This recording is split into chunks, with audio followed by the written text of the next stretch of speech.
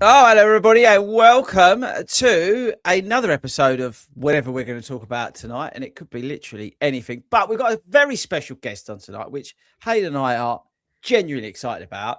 We're trying to get her on for ages, really, but she's here. Charlie's here. Charlie, what's now? Charlie, Runner Yep. Beans, isn't it? Yeah. It's Runner Beans. Yeah. I always call you Runner Beans. Hayden always calls you Charlie. So I'm going to apologise now if I come across rude because that's just what I refer to you as. So, No, sorry. even some of my friends call me Runner Beans. It's fine. Where did that come from, actually? Let's hit that straight out of the park.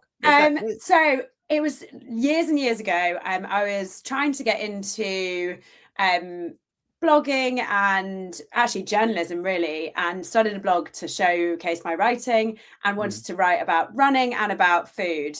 And my friend, well, actually two of them argue about who came up with the name, but the Runner Beans came from the kind of, combo of beans and like vegetables, healthy eating and running. But in America, they don't have runner beans. So everyone's like, oh, haha, running beans. And I'm like, no. Out there?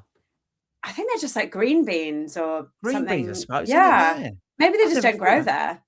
Weird. Yeah, that's true. Yeah. Actually. Yeah. Okay. Yeah. All right. But that makes sense. That again, everybody. And if you want to follow Charlie and what she's up to, just like search Runner Beans and you'll bump into it. Yeah. It's funny, Charlie. It's funny when I think back about it, you're like one of the OGs. And I love that about you. She's been doing this for like an eternity. How long have you been like kicking this can down the road? 14 years. Jesus, this is what I'm saying to you. It's like we got aging me, but yeah. Be serious, yeah. I've got massive respect for people like you. People like you, Ben Parks, like, have been doing this not because it's just got fashionable and all this other cool stuff that's going on now. Charlie's been here from the get-go. Hayden, how long is it since you've known the Runner Beans? Since I started Instagram, I suppose. So yeah, a long time ago. I'm just glad it's just not two old men here moaning about running world, and we got a lady joining us tonight. It's absolutely fantastic. I'm happy about more than anything. It is brilliant. We do. Well, mainly Hayden. He moans a lot about stuff. Never. And he upsets people. We just recorded something, and we're probably going to get a lawsuit from Strava from it. I'm not joking either. He absolutely went in on it. I'm forever getting you out of trouble. That's exactly what happened. So everyone knows. It is true. But tonight, I really wanted to pick your brains because we sort of do like different versions of this show. We tend to like talk about half marathons, talk about like a bit of coaching sort of stuff. We obviously got the shoes and that sort of thing. But we love, and I mean love, talking about marathons. It's like our favorite part of time ever. And you are an extremely accomplished runner, not just in marathons, but in general. But you've got about done a few marathons, haven't you? Yeah. I think we've got to preface accomplished by I've done many rather than quick running. But yeah, I've done 17 marathons now. Bloody hell, that's a lot. And as you say, with a family as well. Like, this is what blows my mind. Down significantly the number of marathons. It's almost what I realized. I did 2 quite close together last year. And that's actually, there's still only 1 training block. So I was like, maybe that's the key. Rather than actually doing 3 training blocks. I'm sure it's the best for your body, but it meant that I got Sydney and Chicago in 1 training block, essentially. It does take over. We talk about all the time the difference between running half marathons and running marathons. If you take marathons out of the way, my wife's now gone down the road where she doesn't want to run marathons, so she's just doing they're doing half marathons. Yeah, it's a long old way. It frees up so much time being in a marathon training block and running the marathon, then coming out of it and then going back into another one. Yeah, it's a huge part of your life. Do you know what my problem is that the half marathon doesn't scare me enough. So I'm like, oh, if I haven't got my long run done, like, it's fine. Whereas a marathon scares me still. I'm like, I need to do that training. So I make sure that I get the training done, and regardless of whether it's not pretty, it's early, it's not quite on pace. Whereas half marathon, I'm like, I can wing this. And then, I think that comes though, doesn't it? You do feel like you can just wing it. It's bad because like, you think about people just love to be able to do one. But when you get to that sort of consistent level where you can just like wing it. But you need something to sort of narrow the focus a little bit, isn't it? On the map. How does it this is what just blows my mind. Like, as you said, you've done 2 last year, and I remember seeing them. Like, but with like having the family and stuff, like my missus in there, she gets on the treadmill when she can, but she's got like literally no time at all. How the hell do you do it?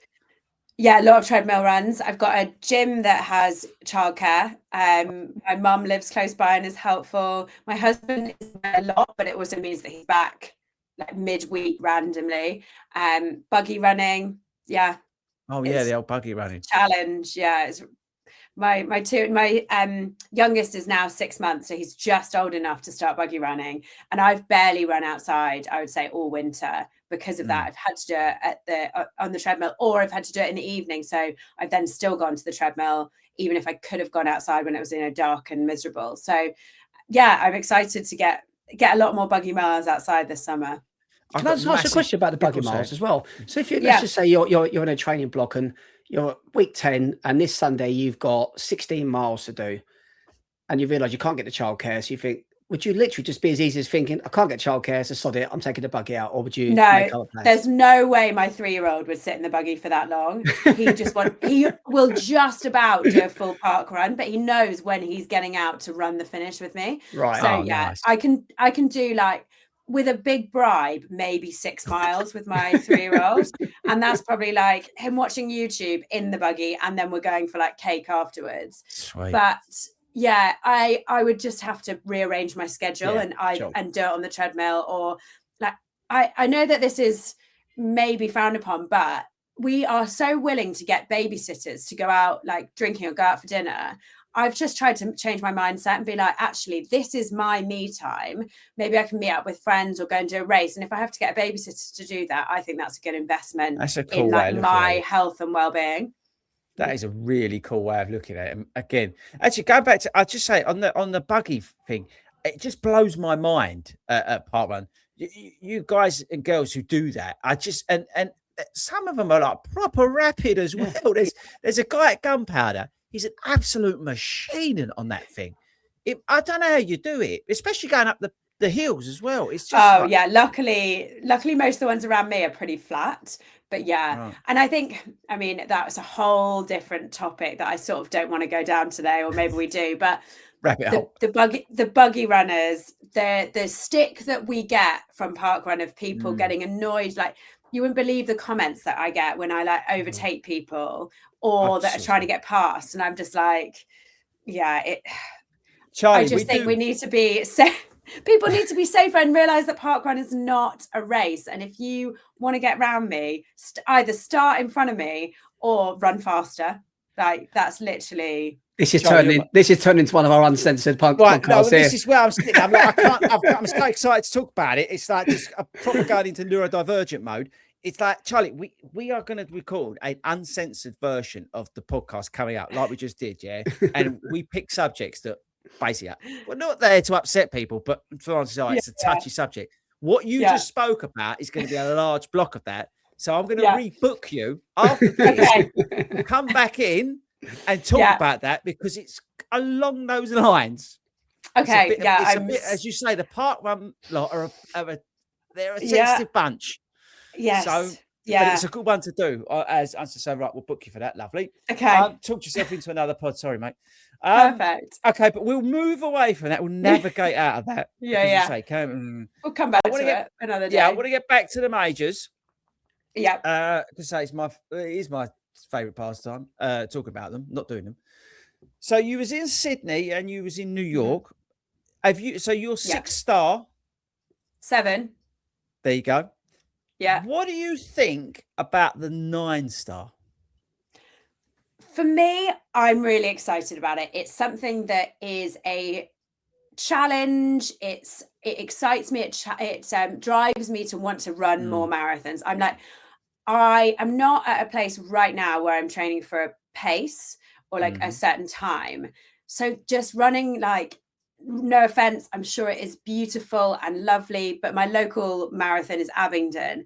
There's no part of me that wants to go and run that because I can run those like streets for free, and I just am not going for a good time. But the like idea of going to like New York, to Sydney, to run London, with the crowds, with the events, with the hype, with the prestige around them, that excites me. So I know that I'm in a privileged position coming to this, having already completed 7 stars. Also being able to afford to travel. I'm married to a long haul pilot, so I get really good flight discounts, which helps a lot. Handy. Yeah. So I know that I'm in a place of privilege coming to this, so I'm excited about it. I'm really glad that they've kept the 6-star as it is, and then you can add on so that people that were at 5 haven't suddenly had their goalposts moved. I'm with you 100%. And it's and just for relevance, we're filming this. Cape Town's this weekend, right? Is it this weekend? Yeah. So just so everybody knows where we are, and that's apparently going to be their sort of final thing, and then they'll hopefully get signed off, and then, as I say, then join the roster from there. And is that one that you fancy? Yeah, I mean, I think if it had been signed off already, if last year's wasn't cancelled and it was happening this year, I'd have found it really hard not to be going. I'm secretly pleased that I didn't have to train with a very, very small baby, and that I can hopefully go and do it next year as like a bit of a family holiday or something. So yeah, amazing. it's definitely. I was talking to Kieran from the Run Testers on Sunday at Hackney. I was chatting to him because he's going down there. He was so excited. And then I mentioned about what you said to me, Hayden, about they had some other problems with some more wind the other day. Last weekend, yeah. And they were like, oh God. But it looks all right. I think it's going to be okay from the stuff I've seen from Africa. I really hope it goes ahead. If it doesn't, I don't know what they'll do for... What they'll do. I don't know what they'll do. Yeah. I think they have to, if it doesn't go ahead because of bad weather, they're going to have to seriously consider changing the time of year, maybe. Just change the time of year. Because I think Cape Town will sit there as one of them big world majors. They want one in Africa. It's probably the only one I can think of that probably would have that big appeal in Africa. So it's going to have to be Cape Town. So they just have to move it to a different time of year, maybe. Yeah. It got moved from October to May to fit in line because there were too many with Sydney. There were too many. And then Shanghai, which is the last one, is December. So they were like, the deal was that they would move it. So I don't know whether they've, So they've been a bit hard done by them, really, haven't they? Yeah, been told to do that, right? Yeah, I don't know if that's bitten them in the ass kind of thing. Sorry for not that kind of language, but whether they've ever whether they've ever had to cancel the October one because of weather would be interesting to know.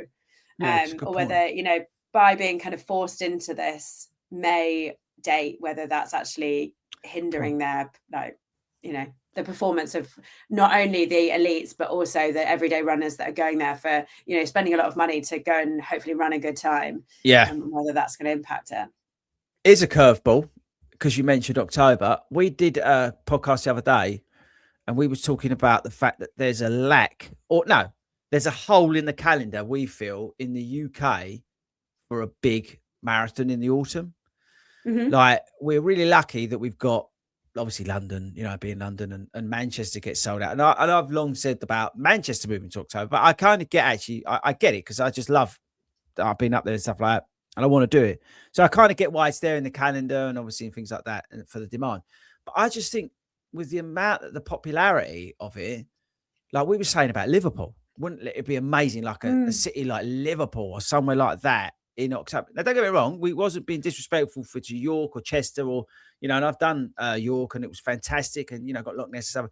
But, like they got in the US, you've got like New York and you've got Chicago and you've got those big premium events.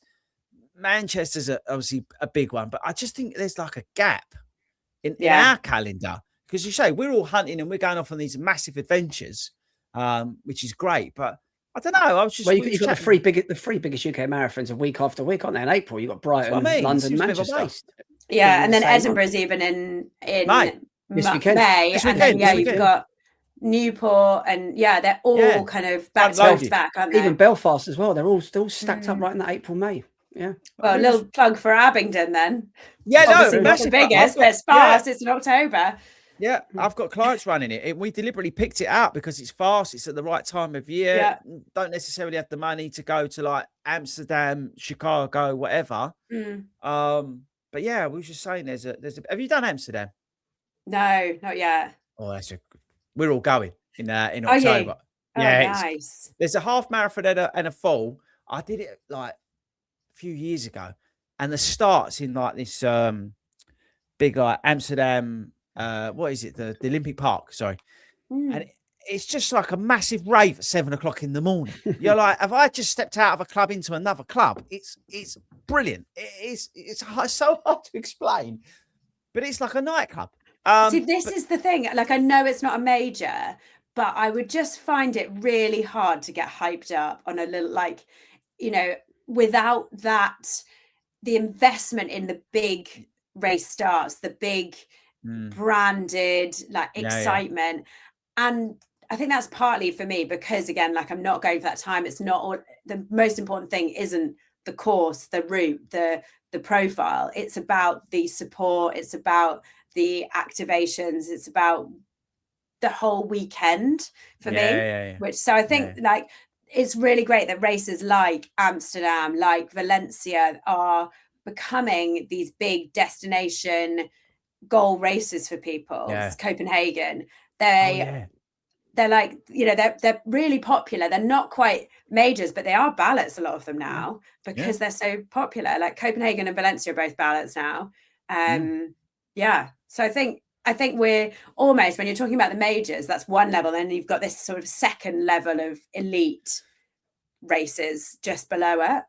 Well, this is where they created that European classics thing, didn't they? Where London, and I think they missed a lot of tricks there because I have thoughts on this. Yeah, let's go. Come on, Charlie, give it to us. Well, if you're having London, surely you need Berlin in there. Correct. And then why haven't we got Athens, which is arguably like the pinnacle European race? Yeah. I would say Paris deserves a spot in there. We said so. The races that they've got, it seems like either you have London or you don't. Like you either have it as London and Berlin and it be these really big races with ballots and we agree, yes, it's hard to get into, but that's part of the fun. Or you say, we're trying to grow these smaller races in amazing cities. Yeah, they stand alone. They're not part of the majors. They're not Athens, Copenhagen. You know, I think Copenhagen is in there. Which again, it's like they don't need more people. Neither does London. No. So what? Like it doesn't make sense to me. Like they either put in all the big ones or they have none of the big ones. I think London going in there was a disaster. The fact of how difficult it is to get into London anyway, and London's part of another series. Everyone knows it's the Abbott's, it's the 6 stars. It didn't need to be in there. As you said, we could just go on all day with. You could have had Valencia, Paris, Amsterdam, Frankfurt, Munich. There's just so many great marathons in the whole of Europe that could have bunged in there and made it a complete separate series, but. No, I think they made a bit. Yeah, it's a funny old one. That was obviously money talks, right? But I would have loved to have seen, as you said, Manchester in there from the UK, huge event, that sort of thing. And then, as you say, you've named just a couple of them, but like Paris would be a great one. You know, it's not a major, but it feels like that. Amsterdam would be a good example. And yeah, like I like the fact that they've got like I think is it Warsaw or something like that, some Eastern European stuff in it. You 100% smash that in there. So we go to new places. But like. Give us like 8 or something, and then let's crack on.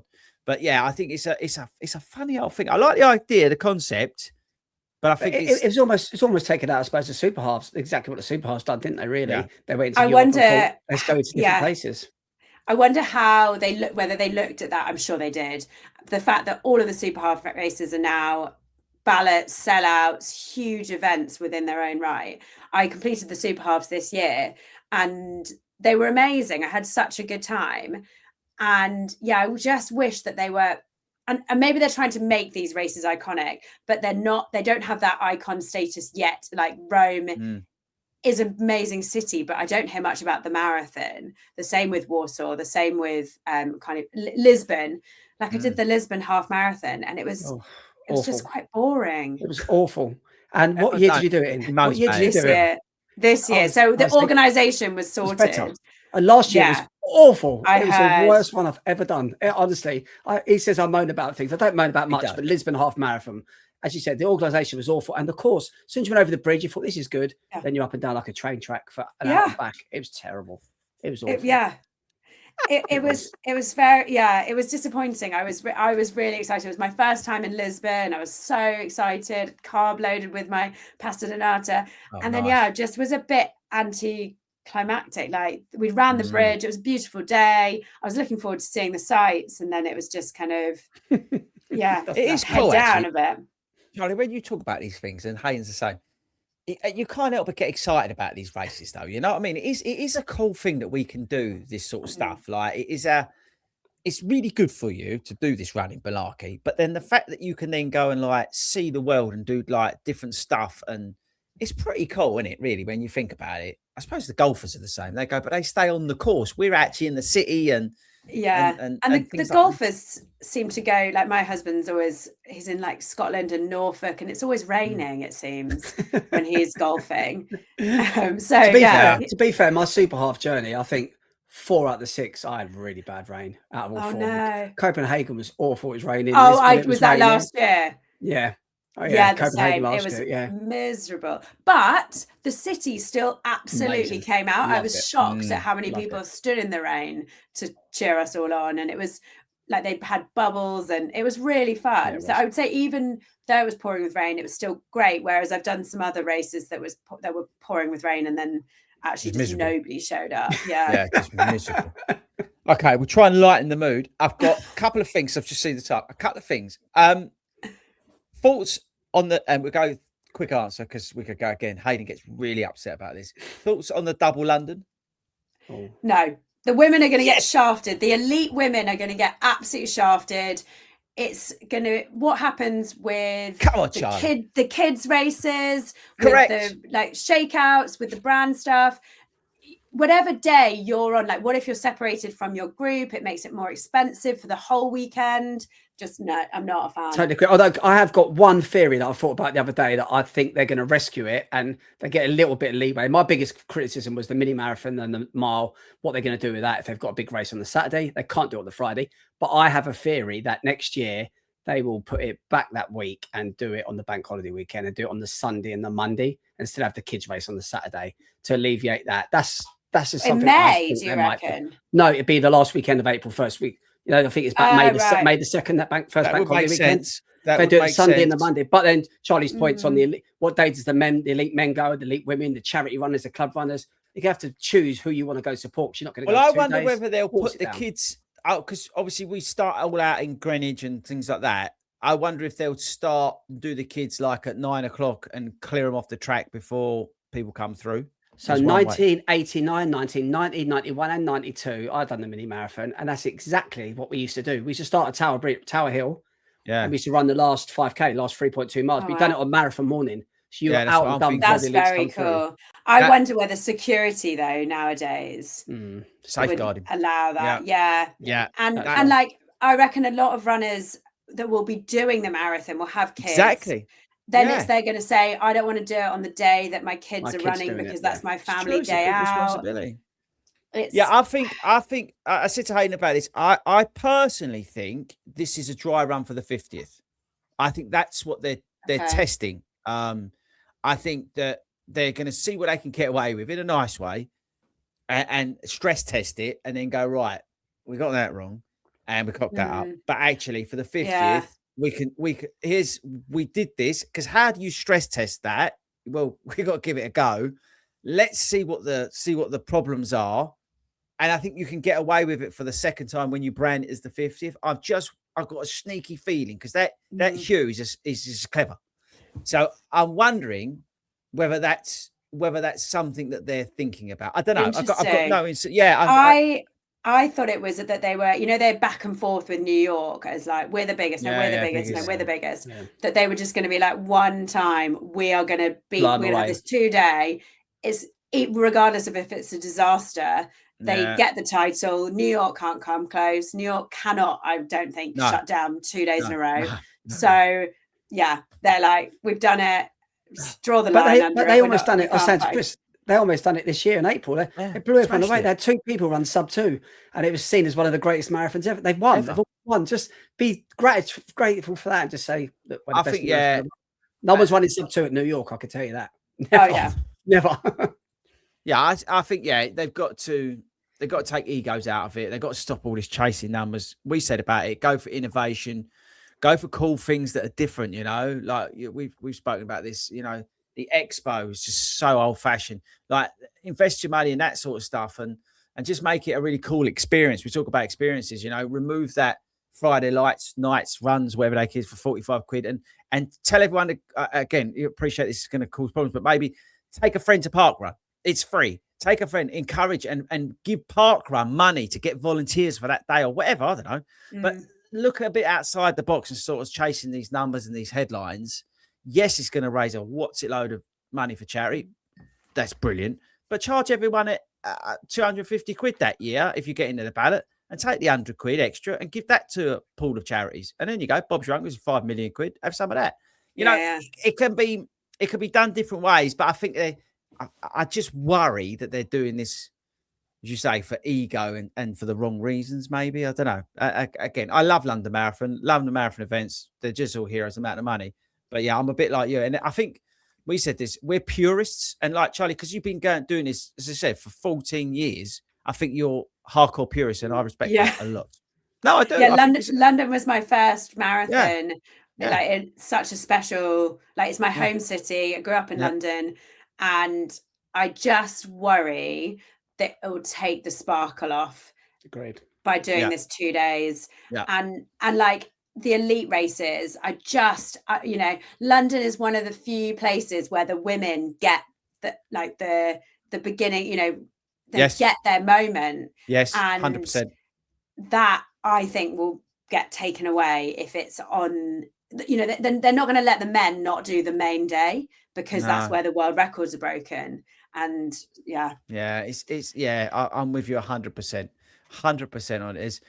I think they've got to do a lot of convincing. I think, as I said, right. Okay, question, because again, we can move on. But if this was their 50th, would you let them get away with it? If they said for one time only, and we're going to do something like open it up to people that have volunteered in the past at the London Marathon, or something about it being like, here's why this day is different, rather than just we're opening it up to more people through the ballot and for charity. Like have it as like, we're giving back to the people that make this race possible, or to enter the ballot, you have to have volunteered at X number of races or park runs or something. I would probably give them a pass, but at the moment, without knowing the reasons why, it just feels like an ego and a money thing. No, 100% with you, mate. Yeah, as you said, like New York have made it, because obviously the 50th year of the or whatever it is, the original one, isn't it? Go through the boroughs, you know, and they're making sure as best they can that they've given enough, as much places as they can to the people within those 5 boroughs, you know. And I think that's a kind of cool thing, as you say, whether it would be like the Saturdays, every person who's entered the ballot more than 10 times is a place, or whatever. Do you know what I mean? Or, as you say, or volunteered or whatever. That would be kind of cool, right? The last thing is, and this is probably the most important part of this episode, Hayden and I in marathon talk, when we talk about things, we tend to rank things. Now, just to pre-warn you, Charlie, Hayden doesn't like German people. Rubbish. He's got a real bad thing about rubbish. What? About people in Berlin and the Berlin Marathon. He hates it with a passion. So if you ever ask him to rank anything, he always puts Berlin. So don't feel under pressure. Be transparent. Don't be like him. So firstly, we're going to rank the expos at you've done 7. Oh, okay. So this is good, because I've not done Sydney. Oh, look at Buds. Look, told you he'd make an appearance. Buds, you want to go out? Yeah. Okay. He loves to make an appearance every episode. Off you go, son. Off you go, mate. He loves it. Right. Always at the worst point as well. It's brilliant. So we're going to rank the 7 in terms of expos, worst to best. Go. Worst one? Worst is probably Tokyo, because there's huge queues, there's no stuff. It feels I didn't feel like this is warm and welcoming and I'm really excited. It was like a bit stressful. And I would again, no stuff. Sydney gets a second. It was always second worst for the same reason. Like I wanted to spend money. I've spent all that money to get to Sydney. It's the first year it's a major, and I bought one top. And it was no, we'll come on. No, you can't mention merch. Okay, sorry. For me, that is part of the expo experience. Then Sydney. And then I'm gonna go Boston because of Adidas not letting anyone else go into the expo. So talk to us about that. Talk to us about that. So there's no other brands in there. It's only the sponsors. You know, at all the other expos, you can have a pop-up. Not at Boston. It's just Adidas, and they do a great job. They have. We'll come back to that, but I don't like that. I feel like, you know, it's very elitist. They've like outbid everybody. Brilliant. Then I'm gonna go Berlin. Hayden, Hayden, say nothing. The expo was at the end of the world at Berlin. It weren't great. I've seen it in both, both spots. Yeah. And I think it's got better, but again, it was just really chaotic. Okay. Then Berlin, then Chicago. Again, I wanted to spend money. It was busy, but it was fairly well organized. Then New York. How many have I done now?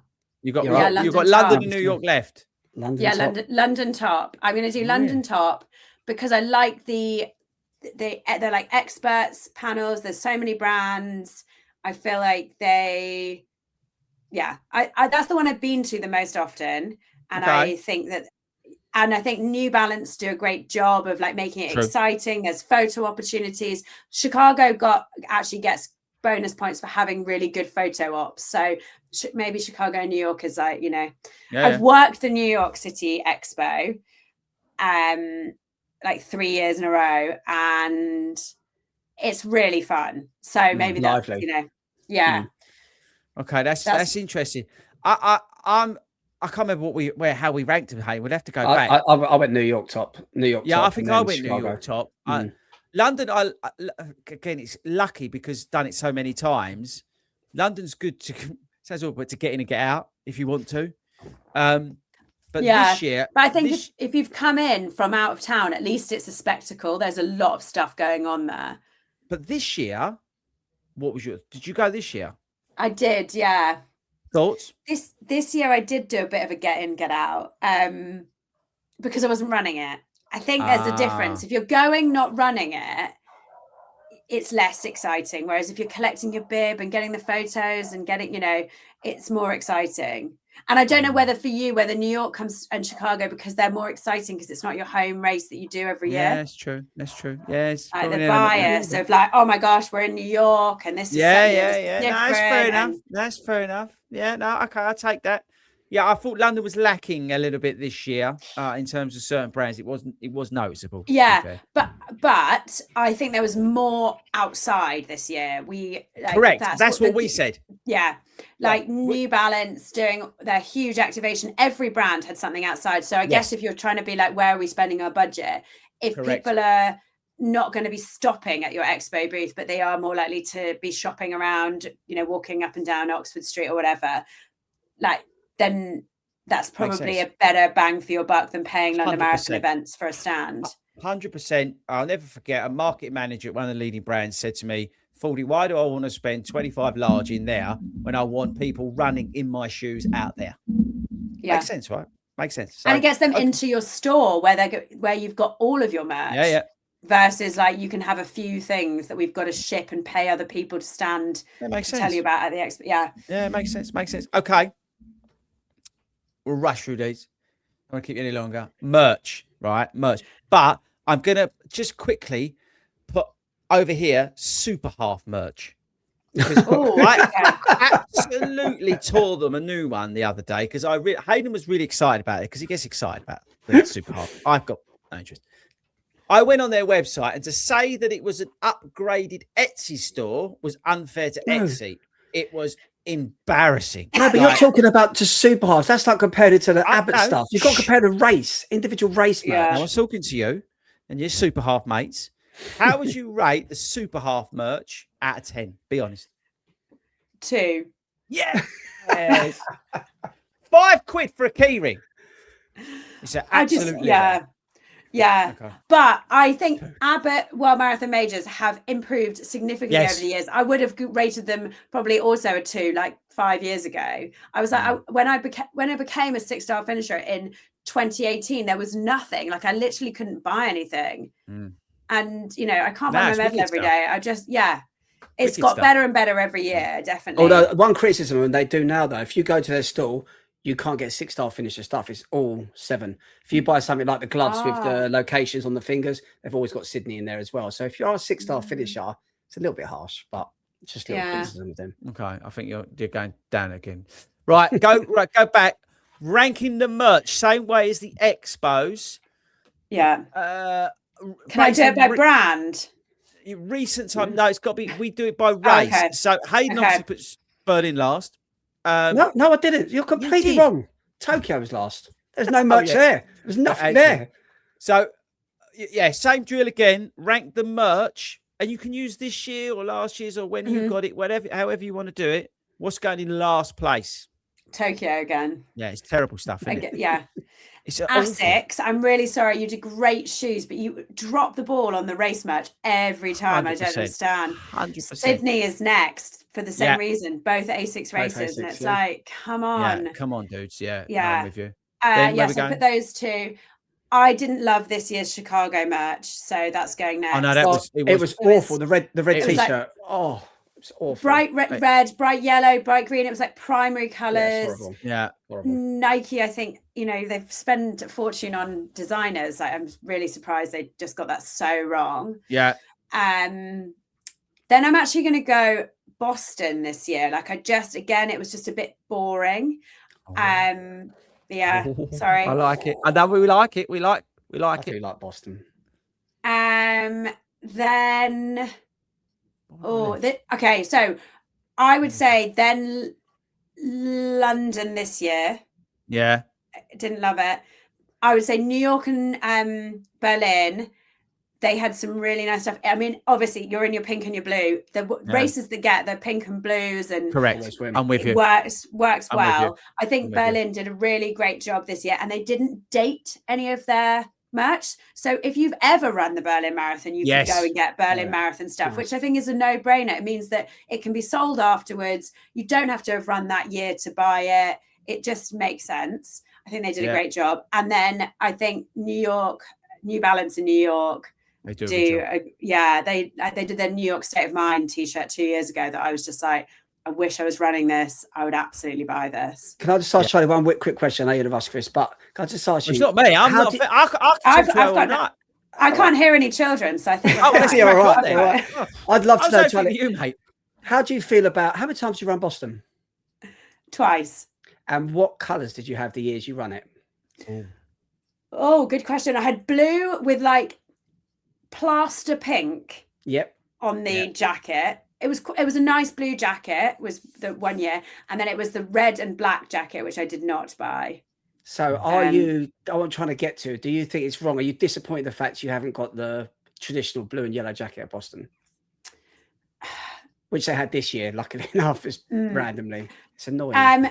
No, I don't think so, because there's enough blue and yellow stuff. And personally, I know the Boston jacket is iconic, and I bought it the first year, but I don't wear those jackets, and they're so expensive. They are.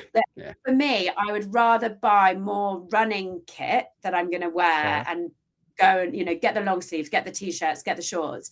I also think that now that they're bringing back the embroidery, or they brought back the embroidery for this year, is a huge win, because the quality just went down so much that people were buying stuff and it was like peeling off.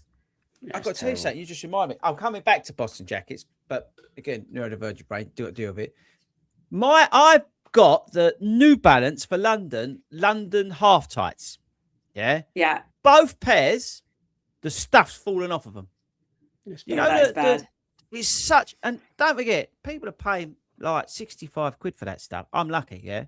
People are paying 65, 75 quid, and the stuff's falling off it. I also had a pair of New York half tights when I was out there with New Balance in New York. Same thing happened. It's a bit bad, isn't it? But are you following the instructions for washing? You're asking the wrong person. There's no way. Both times it was after one running them. It was on the pockets where the gels went in. This is where they didn't think about it.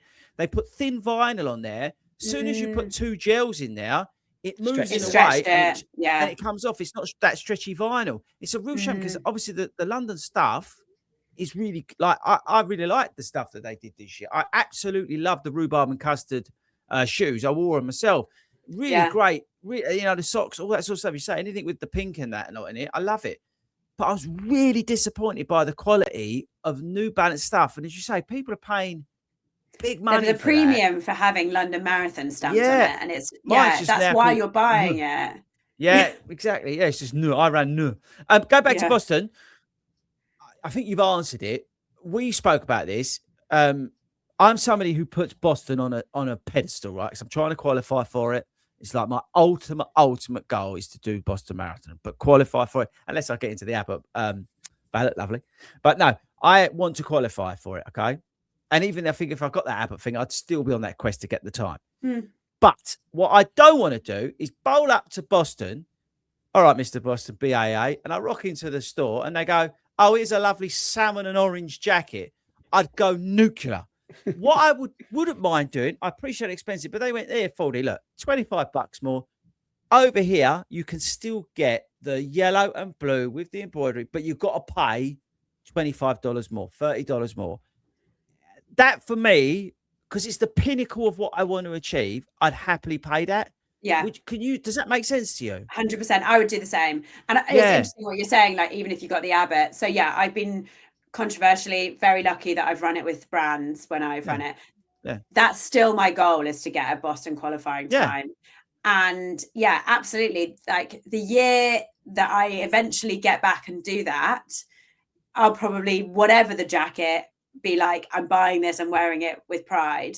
But yeah, I would like that to be a nice colorway. It doesn't have to necessarily be blue with yellow. I'm happy with the blue and white. I just, they've had some like the turquoise and like the and pink, bit dodge, the red and black. That it don't work. I just think they could sell basically the same jacket with slight variations to like slight design in the same colors, and people would buy the same jacket every single year.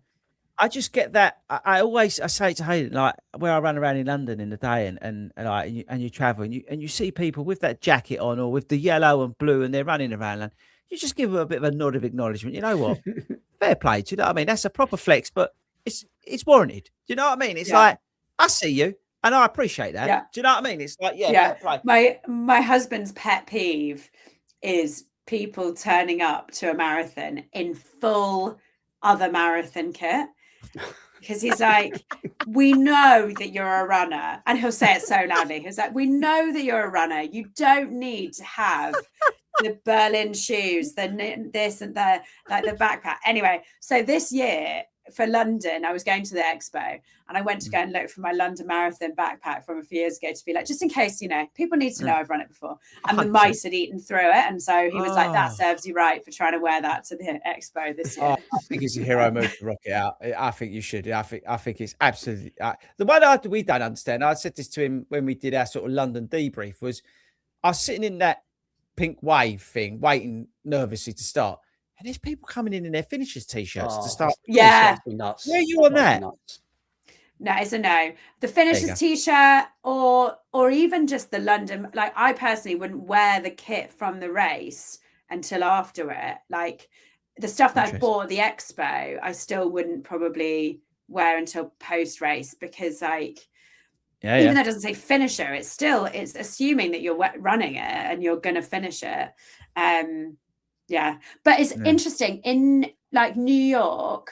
So New York road runners, a lot of those races, or they used to give out t-shirts as part of it, and a lot of people wear the t-shirt to run the race in. I just think it's so ballsy. Like, are you going to chafe? Like, I know Berlin half this year. Honestly, I'll say as many as a third of the runners had the Berlin top on. Because you could buy it in the shop anyway, whether you got it at the expo or not. They had shops that were selling it, and people were actually wearing it for the race. So many people in the same top. I find it really strange. As you said, one of the biggest rules in all days is not try nothing new on race day. No, why are you trying a brand new top on? Crazy. It's nuts. I don't. I'll never forget as well. I told Chris about it. It was Berlin. I think it was 2022. I remember coming around this bend, and there was this group about 3 people, and it's yeah, but a green finishers top on.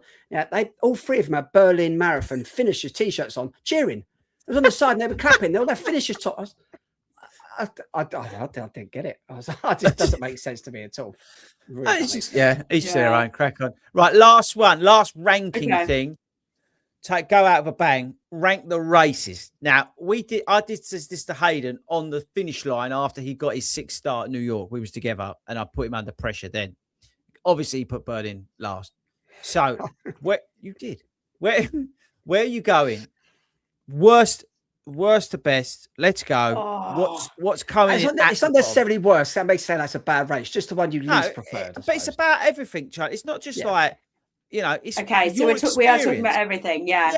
Experience, as you, I think, brilliantly said. It's about the experience. I'm the same as you. It's that whole weekend. It is the expo. It is the merch. It is the brand activations. It is the people you get to see and hang out with and all that kind. That's what I'm again just in love with the theory of doing Boston is that the whole town becomes a marathon hub.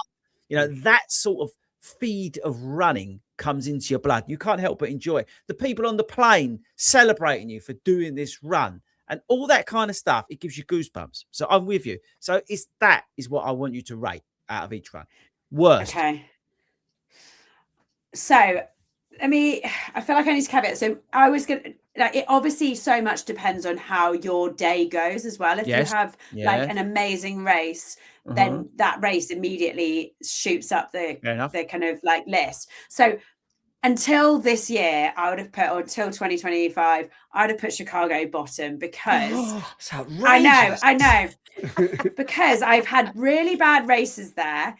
And the years that I've done it, there hasn't been a big fanfare around it, but I ran it in 2025. I had an incredible weekend, ran it with one of my best friends, ran it much faster than I was expecting. So it has shot up the list.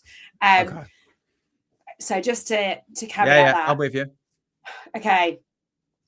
Oh, it's so hard because there's so many special things, but I'd maybe also put Berlin bottom. Yes, Hayden, she's with you, Hayden. For once, you found a friend. I know.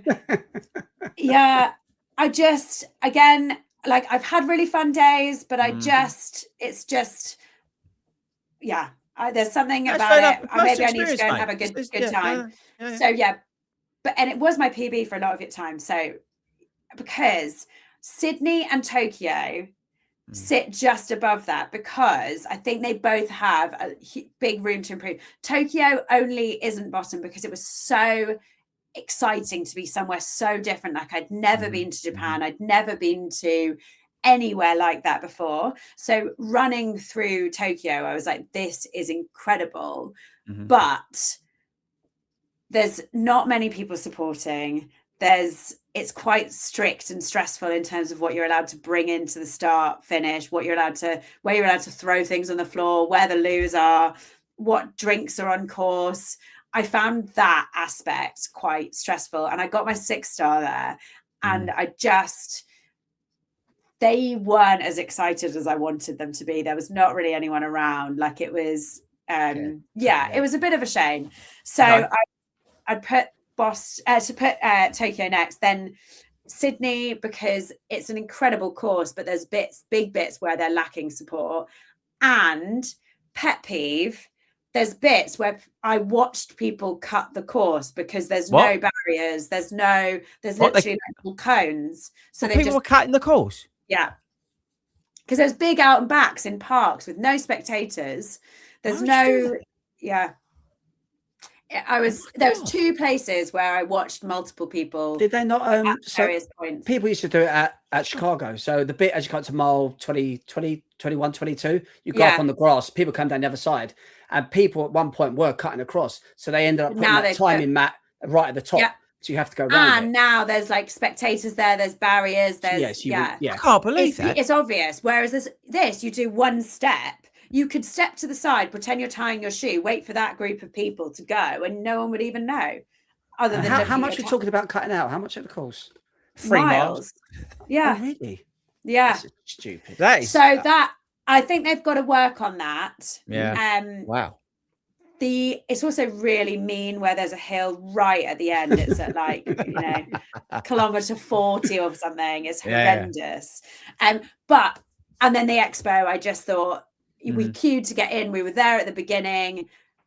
I would say while we were still in the merch bit, things were selling out. It was a mess, and there just wasn't like it wasn't good stuff. Like I didn't want to buy it. So it does go down for that reason. There were loads of quite a lot of brand activations, which I enjoy going to. Yeah. But yeah, I'd put those there. Then I'm gonna do.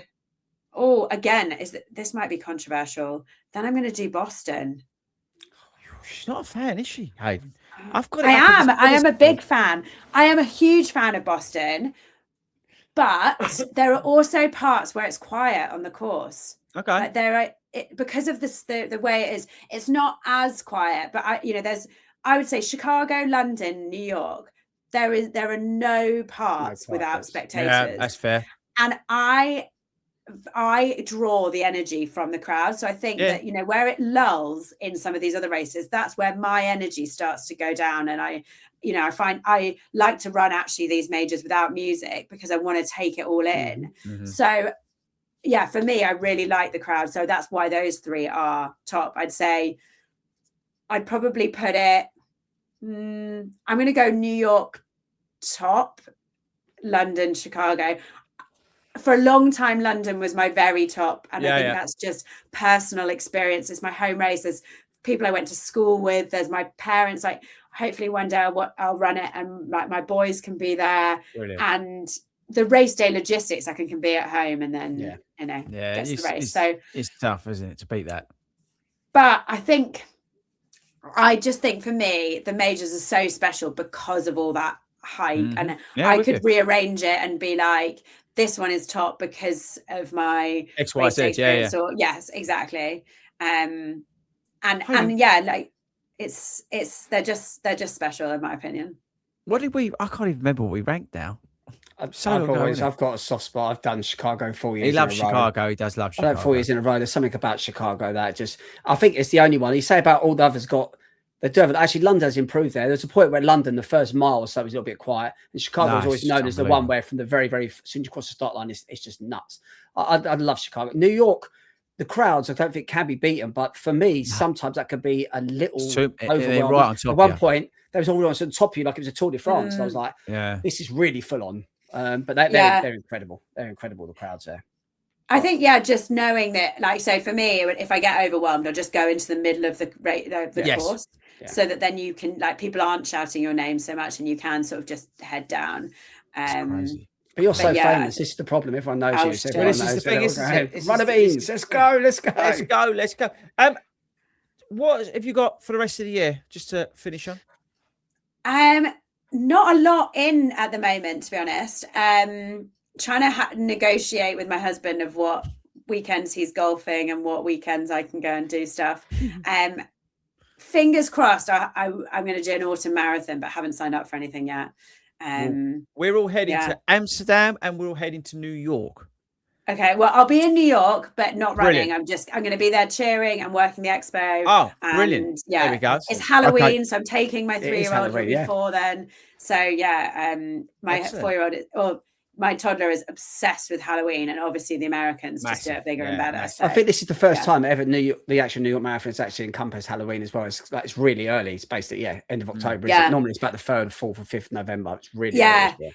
And also Harry Styles is playing in New York on Halloween. And you know what? Harry Styles will be running the New York Marathon. I reckon he's going to be running it. So I'm going to try and get tickets to the gig and be like, go on the Saturday and then be out, basically straight out cheering on Sunday morning. I would say one of my main goals though is to go and be a volunteer at one of either the New York Marathon or Boston Marathon or London, and like go and work on one of the water stations to like see it from a different side, because I think we take it so much for granted that these people allow us basically to be able to run these races. That's one of the things we pride ourselves on as a club. We provide the largest number of volunteers to races in this country now, which is something I am overwhelmed with. We work with all of them. we had, I'm going to get this number wrong. Mel told me, I think it was 253 people on the London Marathon portal. Wow. Ready to work on for that weekend. We did the mini mile. We did all of it, and they've been, so as a club, we get a place that we ballot off to the people who volunteered. So, so we love volunteering. We pride ourselves on the fact of you don't actually have to be a runner to be part of the club. We actually have a lot of people who don't run, but are part of the club, and they go and volunteer and do all that sort of stuff. And we're just blown away by it, actually. But yeah, it would be an unbelievable thing to do. They do it down in Brighton. They always seem to have a good time down in Brighton. The volunteers they're always on T-shirts, and they just seem to have a great time down in Brighton.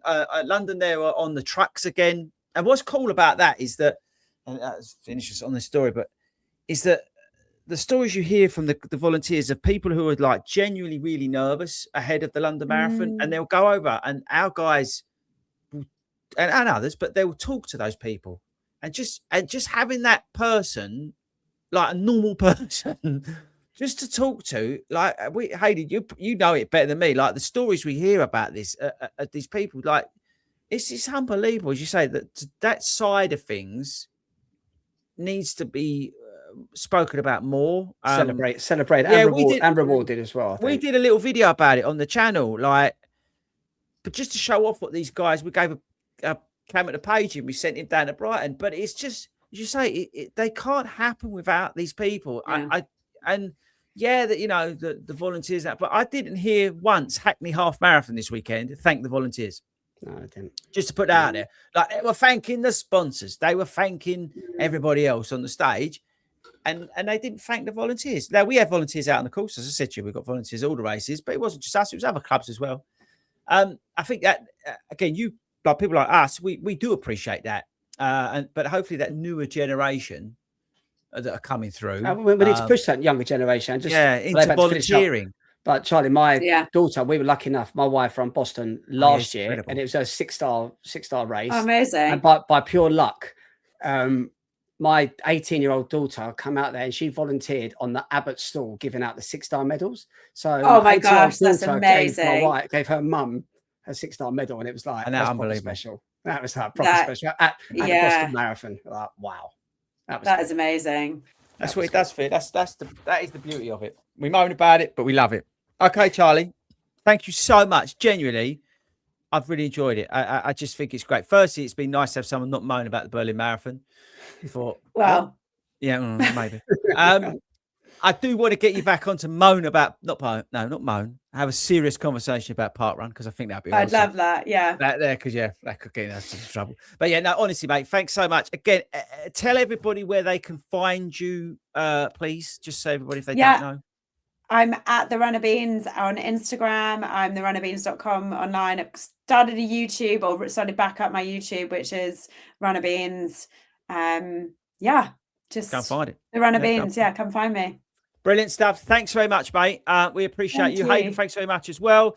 We shall see you guys next week. We don't know what's coming. Could be anything. We might not even be here because we probably got pulled off air by Strava because of the one that we recorded before this. All right. Thanks so much, guys. To that one. Yeah, it's bad. See you later. Bye.